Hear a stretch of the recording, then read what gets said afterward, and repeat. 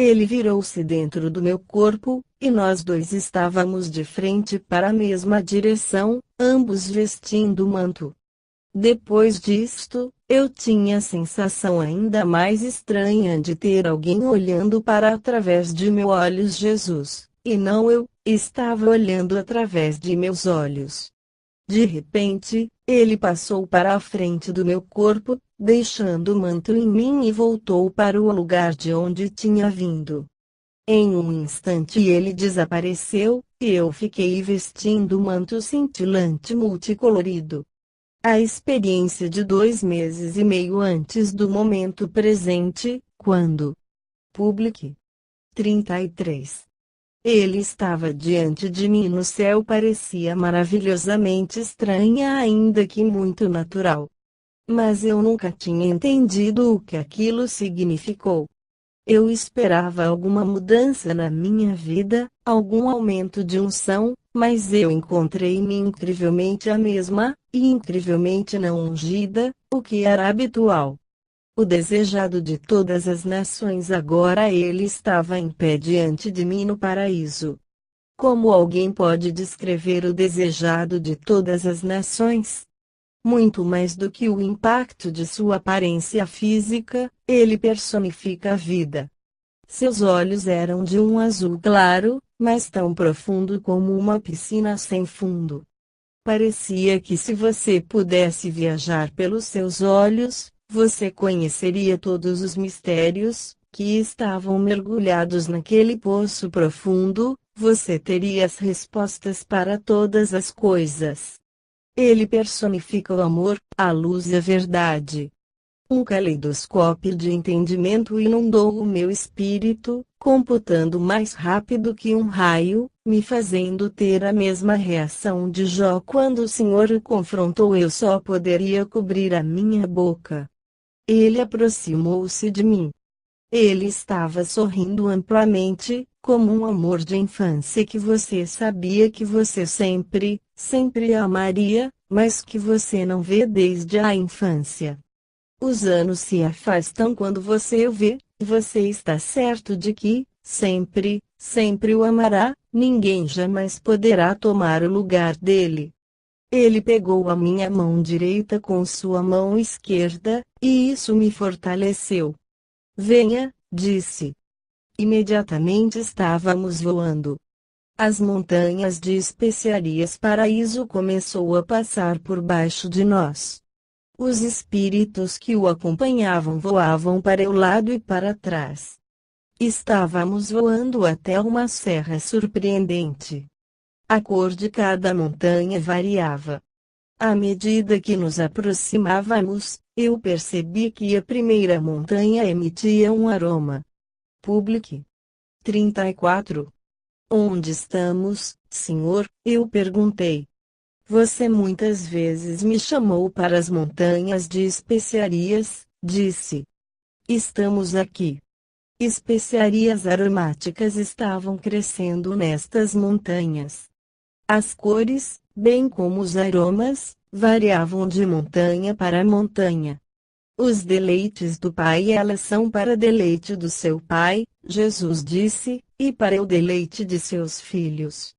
Eles trazem alegria. Sem virar a cabeça para olhar para mim, ele perguntou: você gostaria de trazer alegria? Sim, eu respondi. Jesus respondeu: a obediência traz alegria, meu Pai, santidade de coração, a gratidão, a verdade com misericórdia. Cada um é como uma especiaria. Cada um tem uma fragrância. Coletivamente, os aromas são agradáveis ao meu Pai. Os aromas juntos falam de mim para Ele, e não apenas um aroma isolado, mas o aroma da mistura como um passar de montanha em montanha. Juntos, eles testemunham de mim, e isso agrada meu Pai. Além disso, o aroma dessas especiarias provenientes de seus filhos adotivos falam de mim, e Ele está contente. Enquanto passávamos por cima de cada montanha, onda após onda dos mais deliciosos e inebriantes cheiros tomavam conta de mim. Em seguida, algumas especiarias específicas vieram parar na minha mão e no meu braço. Quando passamos a 12ª montanha, o meu braço e minha mão estavam cheios de complementos de especiarias aromáticas da serra, o cheiro era incomparável. Eu respirei profundamente e me senti permeada com o cheiro, eu quase podia apalpar a fragrância. De repente, eu queria dar aquilo que tinha vindo para mim. Atirei as especiarias para o ar, e elas se tornaram pombas brancas. Minha aliança de paz, disse Jesus. Diante dos meus olhos eu podia ver toda a terra como se eu estivesse à distância de um satélite a partir dela. As pombas voaram e se tornaram. Public 35. Chamas de fogo repousando sobre toda a terra. A imagem diante dos meus olhos me intrigou tanto que eu nem tinha percebido que os espíritos tinham desaparecido e que Jesus e eu estávamos descendo em um jardim murado. O jardim murado recinto parecia ser um jardim privado. Não era muito grande, mas era grande o suficiente para ter uma variedade de árvores como a parte de sua plantação, a romã, murta e cedro, a mirra, bálsamo, canela, incenso e aloe. O jardim estava em plena floração da primavera com narciso e junquilho nas camas e trepadeiras de jasmim amarelo e glicínias roxas entrelaçadas na parede de pedra. Havia uma fonte de 3 camadas no centro do jardim com um banco perto dela. O banco estava sob uma árvore muito grande de damasco, que se assemelhava mais a um carvalho do que uma árvore frutífera. Estava também em floração e exalava um perfume encantador e revigorante. Nossos pés pousaram no chão, perto da fonte. Oh, que lindo jardim, eu disse. Sim, ele sorriu, permitindo que seus olhos corressem a área suavemente. Eu gosto de andar aqui. De repente, veio à minha mente uma frase do Cântico dos Cânticos, até que refresque o dia e fujam as sombras, Cantares 4, 6. Estava fresco ali, e certamente não havia sombras. Será que essa passagem falava do paraíso? Começamos a caminhar um jardim para os amantes. O caminho ao redor do jardim tinha com plantações e camas perto das paredes, bem como, no lado oposto do caminho no centro do jardim. Estava florescendo Enalá, e a estrela do Belém, azul de linho, o lírio. Public 36. Escarlate estavam florescendo em camas perto dele. Quem visita este jardim? Eu perguntei. Você, respondeu ele. Eu visito este jardim. Eu exclamei com espanto. Sim, ele respondeu. Eu olhei para o jardim. E senti que já tinha estado ali antes, mas o sentimento era uma impressão indescritível, como tentar juntar um sonho quando você só se lembra de trechos do mesmo. Eu não podia focar com clareza. Poderia me falar sobre esse jardim, senhor? Eu o perguntei por fim. Cada jardim é diferente. Cada um é único, e tenho prazer em cada um. Ele fez uma pausa antes de falar novamente. Você gosta de estar aqui? Ele perguntou. Sim, ele é. Eu não conseguia encontrar as palavras. Sim. Ele concordou. Chegamos a uma fonte que fluía de uma rocha no jardim. Circundando a fonte havia um arco de uma ponte que parecia grande o suficiente para apenas 2 pessoas. Enquanto pensava sobre isso, o banco perto da fonte também parecia apenas grande o bastante para 2 pessoas. Talvez aquele fosse o jardim para os amantes. Enquanto atravessávamos a ponte, eu podia sentir o cheiro do cálamo perfumado que crescia nas margens pela água. O fardo dele você se cansa? Eu perguntei. Há um fardo em meu coração pela humanidade, ele respondeu. Eu vou suportar este fardo até que tudo esteja concluído, mas isto não é como o corpo fatigado e precisando de descanso. Não me canso como aqueles que estão alojados na carne. Public 37. Você fica sozinho? Eu perguntei. Eu fico sozinho por um tempo para a conclusão, mas isso não é a solidão. Solidão vem de desejos não realizados, paixões que levam alguém a procurar viver no futuro através de um desejo de satisfação. Eu vivo no presente. Estou preocupado com o que é agora. Todas as coisas estão completas aqui. Embora se completem momento a momento. Eu desejo a conclusão deste tempo presente para o meu Pai, para que ele seja glorificado, assim como se alegre. Ele aprecia ter seus filhos em torno dele. Que satisfação é maior? Uma coroa sobre a cabeça, um sorriso no coração, é uma alegria que não tem comparação. Passamos por camas de açafrão e nardo. Lembrei-me de que na terra eles eram de grande valor. Ele continuou: os olhos daqueles que estão no reino de Satanás são cegos para meu Pai, assim como para mim, mas eles são abertos e conscientes de sua subsistência que vem do maligno. Ele também tem dons, e ele os exibe. A prostituta fica na porta e chama o ingênuo: venha, minha cama é perfumada com todos os tipos de especiarias e bálsamos. Seu sono será doce. Mas não será doce. Milhares de tormentos o abraçam naquela cama, milhares de mágoas que nunca podem ser satisfeitas repousam com o ingênuo nesta cama. O verdadeiro amor flui de Deus, e é uma fonte incessante alimentada por fontes de água viva dentro da divindade. Eu sou aquele fluir. Eu sou a fonte. Eu sou. Até agora tínhamos circulado metade do jardim e estávamos de volta na fonte central. Sentamos no banco. Senhor, eu disse, mostre-me algo que é precioso à sua vista. Ele abriu a mão, e havia nela uma lágrima.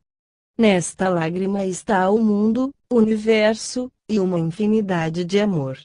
Esta lágrima é o DNA, por assim dizer, dos genes espirituais dos amados. Nesta lágrima estão sal e luz. Eu posso olhar para esta lágrima e ver a face de Deus, pois ela é clara. Eu posso olhar através dela para Ele, que é de quem nasce o universo. Esta lágrima é muito preciosa para mim. Nós dois olhamos para a lágrima, e então ele fechou sua mão e continuou. Public 38. Feche os olhos e estenda a mão. Fechei os olhos, e ele colocou algo suave em minha mão. Agora, abra seus olhos. Um novo nome. Eu abri meus olhos e a minha mão direita para ver uma pedra lisa, branca com o nome Ana gravado nela. O seu novo nome, ele disse. Estou adicionando o sopro de vida ao seu nome. Aqui você será chamada de Ana. Ana, eu disse para mim mesma. Agora, Ana, minha irmã e meu amor, os nossos nomes foram unidos em aliança. Obrigada, eu disse, segurando a pedra perto do meu coração. Eu estava esperando por você, Ana. A solidão que você experimentou não é nada comparada ao sofrimento experimentado por mim enquanto esperava por você, observando-a correr atrás de todos os tipos de ídolos para buscar satisfação. Ele olhava para o jardim. Quando eu chamava você, havia dor em sua voz. Ano após ano, você apenas flertava, eu sofria, esperando que você percebesse que ninguém pode, nem nunca poderá, trazer-lhe a própria vida, mas apenas eu. Suas palavras atingiram meu coração. Meu Senhor e meu Deus, eu disse calmamente, ninguém nunca me amou como o Senhor me ama. Eu estava embargada pela emoção. Lentamente, eu continuei, nem alguém jamais desejou tanto a minha companhia como, mas eu não consegui terminar. Ninguém de carne e sangue pode, Ana, porque você pertence a mim. Ele olhou-me nos olhos, e os olhos dele me traspassaram. Eu criei você para mim, e só eu posso satisfazê-la verdadeiramente e plenamente. Publique. 39. Um presente de Deus. Eu não sabia o que dizer. Eu o procurei, tentando pensar em alguma resposta. Por fim, perguntei, se eu sou criada para ti, Senhor, o que posso fazer por você? Como? Procurei as palavras para transmitir o que eu queria dar de presente a ele. Como posso dar alguma coisa para você? Ele olhou meu rosto por um momento e depois sorriu. Cante para mim, Ana, que irá me confortar. Ele se apoiou contra a árvore grande de damasco e fechou os olhos. Eu não sabia o que cantar. Engoli em seco. Então olhei para o jardim e orei dentro de mim. Logo, sem saber o que eu diria, eu comecei a cantar, onde a luz dourada torna-se a vermelha, e onde a vermelha torna-se a branca, queimando com o zelo do amor, uma terra desprovida de noite, abastecendo o universo de estrela para estrela distante, consome a escória, ó ancião, que nenhum mar dê seu bramido, tudo pertence somente a ti, criado pela tua palavra, tudo o que é visto e compreendido, tudo o que é escondido e inédito. Consome o pecado, ó antigo, expandindo a noite para nós. Não há unidade sem o nosso Deus, a luz eterna. Nenhuma sombra ousa exaltar-se, nem trevas ousam mostrar-se onde o Deus eterno as rege e reina a terra de dia sem fim. Louvai-o, todas as hostes celestiais, louvai-o, filhos dos homens. Virai vossas faces para o Filho, Deus, sim e seu amém. Eu nunca tinha ouvido essa música antes. Quando terminei sentei-me. Publique. 40. Espantada. Cobri a boca com minha mão direita. O que está por vir? Houve uma longa pausa após a música terminar.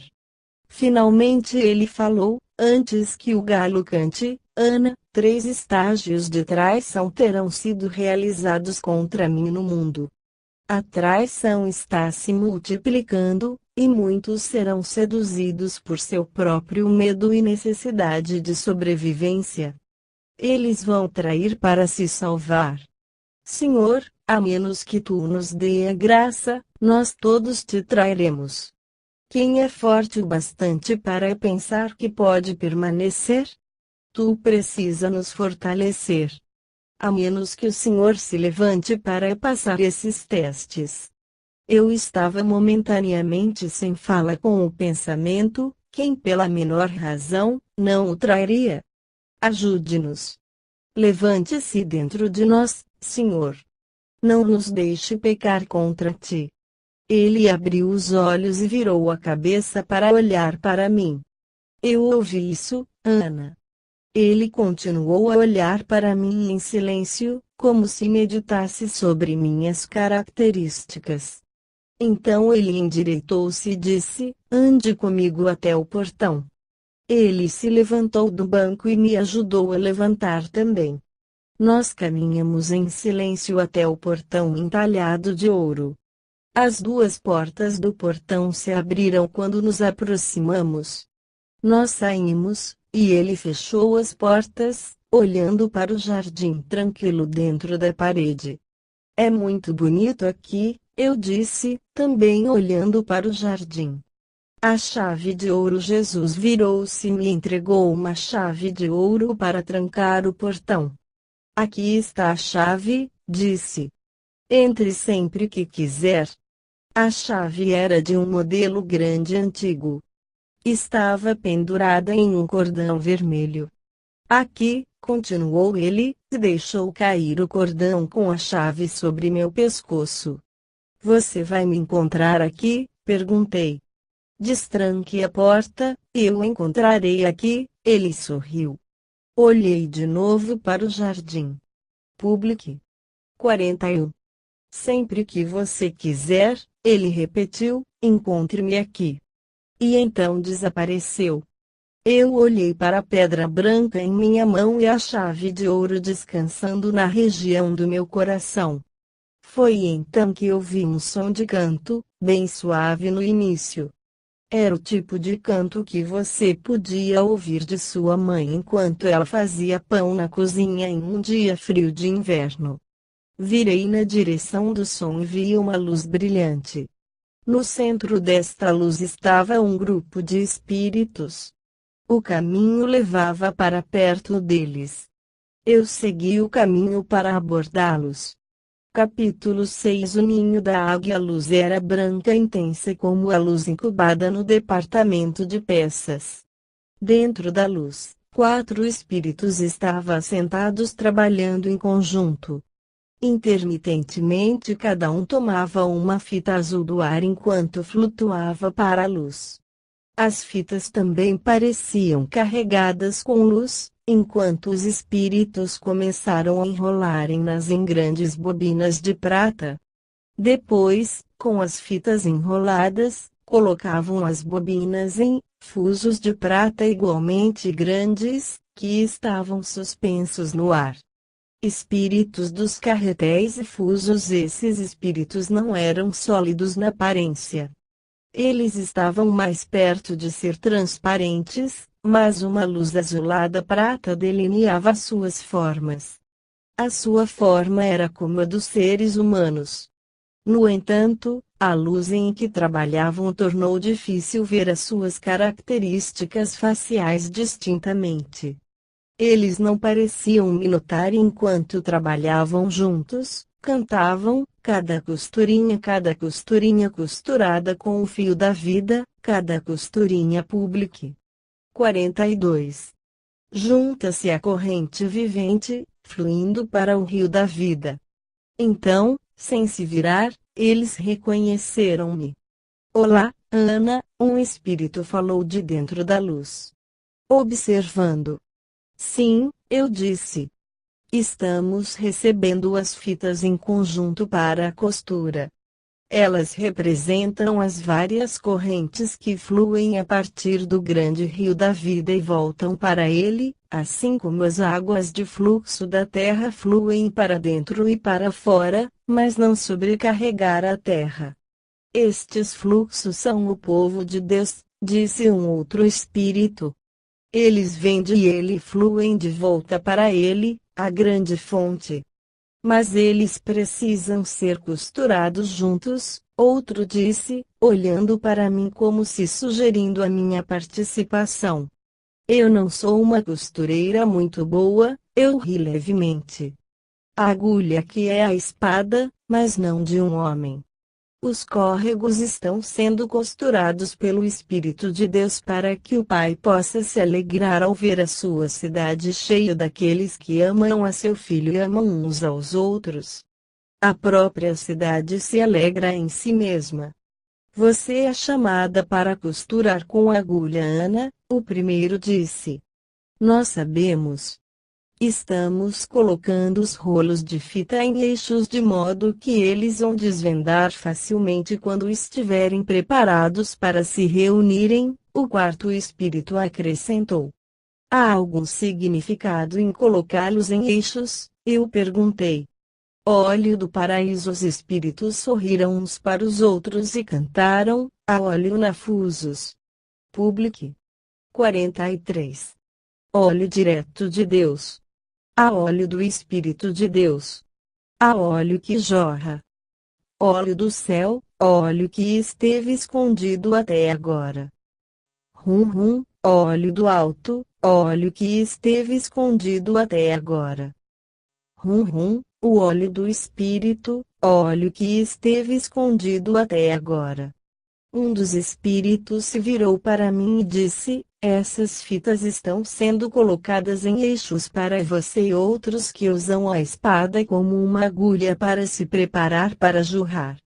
Em seguida, eles cantaram, costurar os fluxos juntos e pegar o óleo sagrado, e que ele não seja usado para o profano.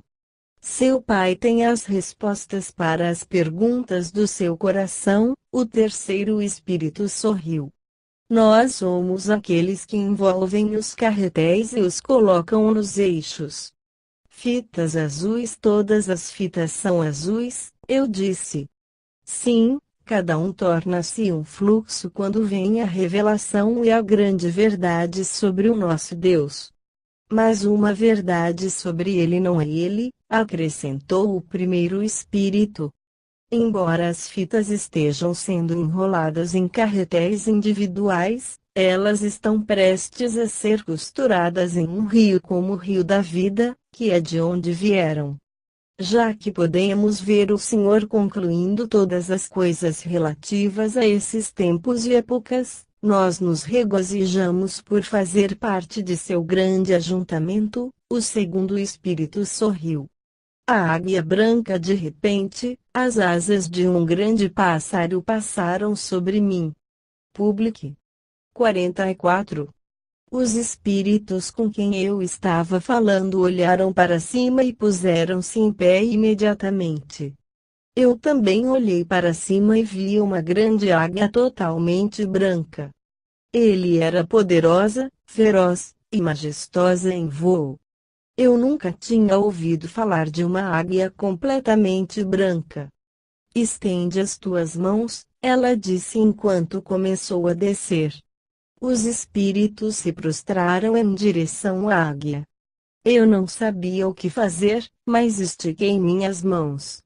A águia era tão grande quanto eu, e parou diante de mim para que seus olhos e bico se alinhassem onde meu rosto estava.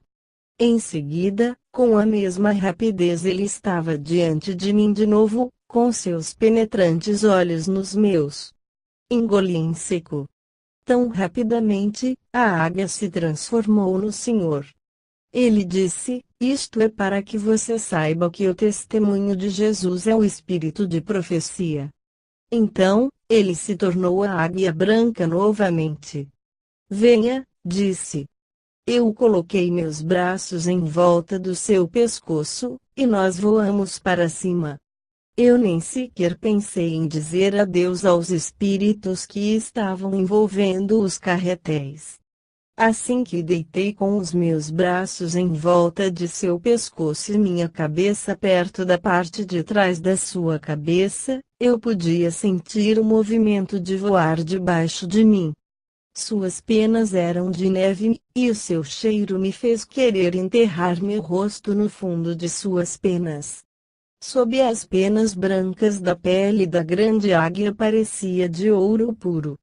Seu ninho. Chegamos rapidamente a um afloramento de rochas perto do topo de uma montanha. Um ninho de águia estava posicionado sobre este impulso rochoso. O ninho era grande, talvez 5 metros de diâmetro, e feito de galhos de árvores fortes. Subi por suas costas e desci pelas pequenas penas felpudas para dentro do ninho. A águia branca empoleirada na borda do ninho. Nós estávamos na terra. Public 45. A vista da serra circular e do vale abaixo era impressionante, mas eu não sabia onde estávamos. O ar estava limpo lá, e a vista de tal cordilheira estava varrendo a extensão. As montanhas e os vales eram exuberantes e verdes. Foram passando nuvens e sombras da inclinação do sol. Lindo, mas não era o paraíso. Enquanto eu observava a serra envolvente, uma tira muito grande de bonecos de papel como que recortados de forma idêntica flutuaram. A grande águia falou: muito do que está acontecendo agora no corpo de Cristo é como os bonecos de papel, um é cópia do outro. os bonecos de papel desapareceram, e uma águia de ouro puro voou. Estou à procura de uma águia de ouro, Ana rara além da medida. Enquanto ele falava, o poder como uma onda de eletricidade correu por toda a águia de ouro. Ela tornou-se branca pura, como a grande águia branca. A águia dourada torna-se semelhante a mim, ele disse. Em seguida, uma tira de papel, com enormes águias recortadas, flutuou através da serra. Elas estavam ligadas entre si como os bonecos de papel flutuantes estavam. Convite da águia branca e ele continuou, há muitas águias, porque eu sou generoso com o dom do Espírito Santo. Mas, Ana, eu estou oferecendo-lhe um convite para se tornar uma águia de ouro. De repente, vi uma explosão de um foguete da terra sendo atirado para o céu. A grande águia continuou, o ninho da águia de ouro está nos céus. A águia de ouro nem mesmo come a comida terrena. Alimenta-se acima. As águias do tipo bonecos de papel pescam, matam cobras, perseguem coelhos, mas a águia de ouro respira do éter acima. Elas não buscam nem comem carniça. A águia de ouro come da mão de Deus até que se pareça e cheire como eu branco e puro. Há muitos que se parecem comigo, mas você deve comer da mão de Deus para ser como eu. Seus olhos estavam em chamas agora. Você voará comigo, Ana, sobre as ruas de ouro. Você voará comigo sobre os lagos, tão claros que o fundo é como a superfície. Deixe as cobras, os insetos, deixe os coelhos. Publique. 46. Executando trilhas de coelho. Venha comigo e alimente-se da mão de Deus. Fiz uma pausa para considerar a minha resposta, e ele se foi. Volta ao paraíso. Encontrei-me de volta ao paraíso, sentada sozinha em uma alta colina. Fiz uma pausa muito longa para contemplar, comparando sua paixão com a minha inércia. Eu estava com medo. De quê? O que me impedia de saltar no meu espírito e gritando, sim. Eu aceito o convite. Leve-me acima, ao seu lugar de descanso e faça de mim uma águia de ouro. Eu quero comer da mão de Deus. Eu anseio pela intimidade que você está oferecendo. Por que eu hesitei? Agora, daquele lugar de solidão na montanha no paraíso, meu coração gritou, ó Deus, eu espero somente por ti. Faça o que quiser comigo, porque eu sou sua. Só sua. Só sua. Havia um anseio de tal grito no meu coração que eu esperava vê-lo galopando do mais alto da colina em um cavalo branco, em resposta, mas não o fez. Em vez disso, silêncio. O louvor passando então, quase imperceptível no início, eu ouvi vozes cantando louvores a Deus à distância. A música chegou mais perto, mas eu não podia ver ninguém. Instrumentos juntaram-se à música que agora soava como se ela estivesse sendo cantada por uma multidão de vozes. O louvor foi rolando como uma enchente por um barranco. Embora eu não pudesse ver ninguém, o louvor parecia estar passando diante de mim nesta colina e se movendo na direção do caminho à frente.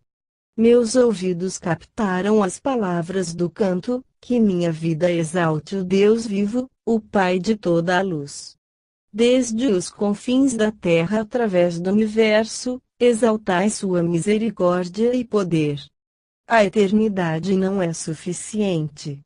Publique. 47. Para louvar o seu nome glorioso, a eternidade da eternidade para aclamar sua glória e fama. A corte celestial lança suas coroas sob o governante da terra. Seres vivos, cantem suas músicas para o Rei do Universo. Ó alegria indizível, indescritível gratidão, cada jovem e cada ancião diante do trono do Pai se prostrarão para erguer suas canções de louvor. Então eu vi um anjo depois do outro juntarem-se a este louvor, aparentemente cavalgando sobre o próprio louvor.